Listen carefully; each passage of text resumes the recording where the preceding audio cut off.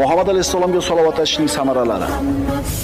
Salovatni ko'paytgan odamga savoblari 10 barobar ko'paytiriladi. Darajasi 10 barobar ko'tariladi. 10 ta gunoh o'chiriladi. Qiyomatda shafoatga ega bo'ladi. Alloh taolo uning g'amlariga o'zi kifoya qiladi. Maloikalar unga salovat aytadi. Allohning amrini bajo keltirgan bo'ladi. Duolarning ijobati bo'lishiga sabab bo'ladi. Mo'min kishi salovatni ko'paytar ekan baxilligidan omon bo'ladi. Baraka kelishiga sabab bo'ladi.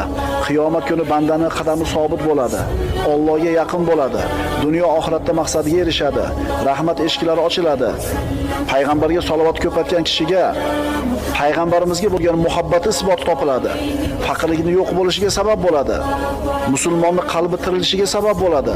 Rasulullohga manzilat jihatdan yaqinlashadi va yana bundan boshqa 100 dan ortiq fazilatlarga, xayriyatlarga ega bo'ladi. Kim? Rasululloh sallallohu alayhi vasallamga salovat etgan